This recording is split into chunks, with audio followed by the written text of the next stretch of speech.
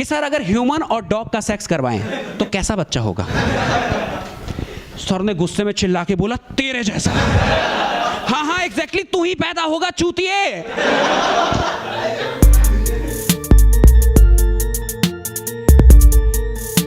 मुझे ना स्कूल से निकले हुए काफी वक्त हो गया, लेकिन फिर भी मैं हमेशा स्कूल लाइफ को मिस करने लगता हूँ यार, ऐ वही। और सच बताऊँ ना तो स्कूल लाइफ को नहीं, अपने स्कूल के ग्रुप को मिस करता हूँ, क्योंकि एक से एक हरामी लौंडे भरे हुए थे मेरे ग्रुप में।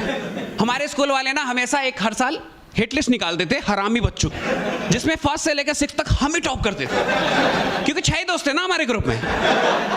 और वो लोग ये लिस्ट निकालते थे ताकि हमें शर्म आए और हम सुधरने की कोशिश करें, लेकिन हमें उल्टा प्राउड फील होता था। शर्मिंदगी तब होती थी जब उस लिस्ट में नाम ना हो। यार ऐसी भी क्या कमी रही है हमारे हरामपंती में? इतनी तो लिए टीचरों की, हाँ यार वो भी कम पड़ गया क्या? क्योंकि हम जाते स्कूल ना कांड करने के मकसद से। टीचर भी हमें स्कूल में गेट आउट नहीं गांड मराओ बोलता था, क्योंकि एक्सपेक्टेशन हाई थी ना हमसे। और हम भी कि कोई नहीं सर, यू एंजॉय, थैंक्स। लेकिन फिर हम पढ़ने लगे, हमारा पूरा झुंड पढ़ने लगा, क्योंकि चैप्टर ही ऐसा था यार, रिप्रोडक्शन। देख रहे हो यहाँ भी सबके चेहरे पे कैसे खुशी आ गई कि ये तो सरप्राइज गिफ्ट मिल गया है ना। पर सच में यार ये बहुत सही चीज है यार, रिप्रोडक्शन, प्रजनन, सुकून। ऐसा लगता है इसी के लिए जी रहे हैं। मेरी पूरी एजुकेशन का रिटर्न गिफ्ट है ये चैप्टर। और मैं कोई ब्रिलियंट स्टूडेंट नहीं था, पर इस चैप्टर में मुझसे कहीं से कुछ भी पूछ लो सब पता है। आंख बंद करके मेल और फीमेल रिप्रोडक्टरी सिस्टम ड्रॉ कर देता था। एक बार तो रंगोली कंपटीशन तक जीत लिया था मैंने इस टैलेंट की वजह से। अब जैसे आपने देखा ना वो नोकिया का जो आता था एक लोगो, कनेक्टिंग पीपल वाला, जो 2 हाथ आपस में मिलते थे, वैसे मैंने मेल और फीमेल रिप्रोडक्टरी सिस्टम बना के एक रंगोली बना दी। हाँ, और पहले तो देख के लोग डर गए कि छी यार इसने तो पॉन रंगोली बना दी। टीचर आके मुझ पे चिल्ला रही है, राहुल व्हाट इज दिस? मैंने कहा ma'am it's a symbol of real love, how male attitude satisfying female ego. तालियां बजने लगी। मैंने कहा ठीक है हमें कोई फेम नहीं चाहिए। हाँ हम लोग डाउन टू अर्थ लोग हैं। हाँ हमारे कला का सम्मान कर दो बहुत है, क्योंकि यार इस टैलेंट को ना कोई टैलेंट ही नहीं समझता। और दूसरों की क्या बोलो यार, खुद की फैमिली इस टैलेंट को सपोर्ट नहीं करती। एक बार ऐसे ही मैं इस टैलेंट का प्रदर्शन अपने मोहल्ले के एक दीवार पे कर रहा था, और अचानक से पापा आ गए। उन्हें मेरा कला बिल्कुल पसंद नहीं है, उनने कलाकार को पीट दिया। मेरे के पापा आप मुझे ऐसे हाथ नहीं लगा सकते, अपनी भी कोई इज्जत है, कलाकार हूं मैं, घर ले चलो आराम से पीट लेना। तो यार इतनी तो इज्जत थी तुम्हारे भाई की, वो मान गए, घर लेके आए और आगे का कार्यक्रम शुरू हुआ। पर मुझे यकीन था कि मेरी माँ तो मुझे बचा ही लेगी, क्योंकि चाहे कितने बड़े भी कांड कर दो ना, मेरी माँ यही बोलती थी, मासूम है मेरा बच्चा। हाँ यार वो कहते हैं ना कि जब तक आपके सर पे माँ का साया, बाप कुछ नहीं उखाड़ सकता आपका। मेरी माँ मेरा रब है, मेरी माँ मेरा सब, वो वाला बिल्कुल बैकग्राउंड में म्यूजिक चल रहा था। मैंने कहा राजा बेटा हूं मैं, बचा तो लेंगी। पर आप लोग यकीन नहीं करोगे, इस टैलेंट के बारे में जानने के बाद ना मेरे पापा को पीछे करके मेरे मुंह पे बेलन मार के चली गई यार। ये अभी भी निशान है, देख लो।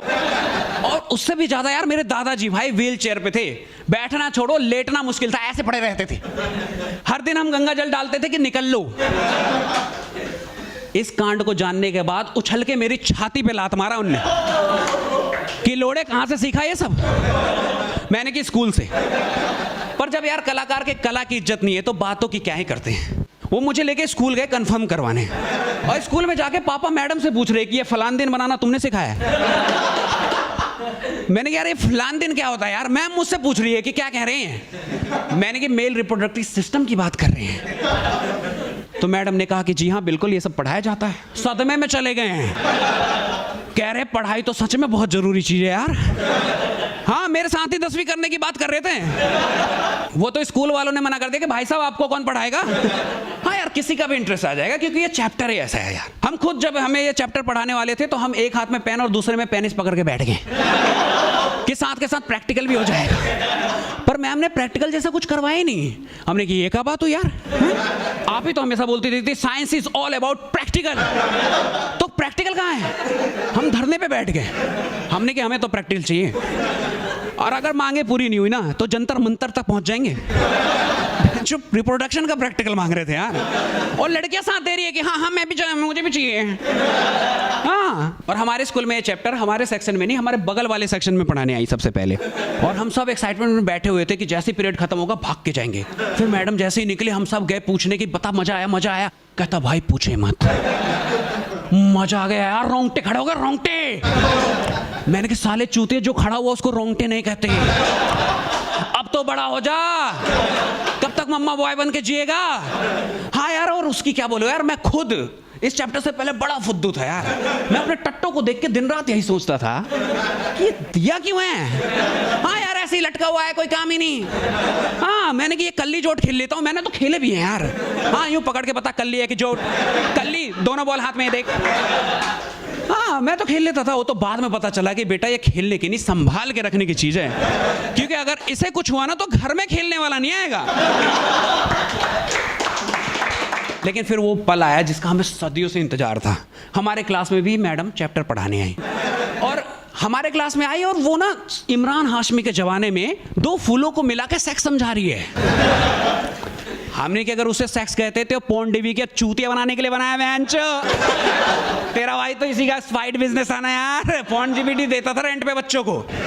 हाँ, हमने कि इतने भी बच्चे नहीं जितना आप समझ रही हो, चलो सही से पढ़ाओ डिटेल में। तो डिटेल के नाम पे वो प्लग और सॉकेट का एग्जाम्पल देके मेल और फीमेल समझा रही है। हमने कि अच्छा तो फीमेल क्या भला है? कहती है वो पावर बैंक है, और तुम्हारे सिलेबस में नहीं है। हमने सिलेबस में नहीं है, दुनिया में तो है ना, और कहीं गलती से सामना हो गया तो सॉल्व कैसे करेंगे? कहती है उसकी टेंशन मत लो, वो सॉल्व कर देगी, उसके पास भी होता है। मैम मजे ले रही है यार हमसे, और यही उनसे गलती हो गई है, क्योंकि उसके बाद ना हम लौंडे बेकाबू हो गए, अजीब अजीब से सवाल पूछ रहे हैं यार। एक बच्चा इतने फुद्दू सवाल पूछता है, कहता है अगर माँ के निप्पल से ही दूध निकलना था तो हमारी छाती पे निप्पल से एक्टिंग क्यों कर भाई? हाँ, मैडम शर्मा गई यार, और बच्चे आपस में जवाब दे रहे हैं कि ब्रो वो हमें मोटिवेट करने के लिए है, कि जैसा उसका इस दुनिया में कोई मकसद नहीं फिर भी शान से जी रहा है, तो हम लोग क्यों नहीं?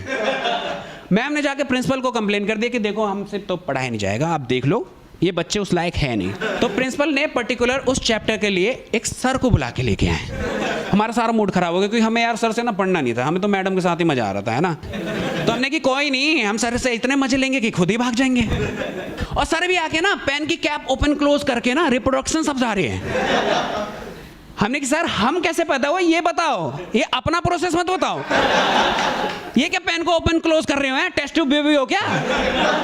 हाँ यार, पूरी क्लास हंसने लगी। पर यार मर्द इंसान ना बेशरम होता है, उन्हें कोई फर्क नहीं पड़ा, वो हमें मेल रिप्रोडक्टिव सिस्टम ड्रॉ करने के लिए बोल गए। हम भी सर को देख के ड्रॉ करने लगे। एक बार सर को देखते ड्रॉ करते, फिर देखते फिर ड्रॉ करते। और आप लोग यकीन नहीं करोगे, हमने मजाक में शुरू किया था, पर जब सर को देख के बनाया तो एग्जैक्ट बन गया यार।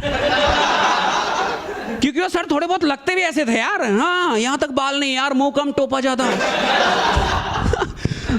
और लेकिन भाई सर को पता लग गया कि हम उनको देख के ये सब कर रहे हैं, उनको गुस्सा आ गया।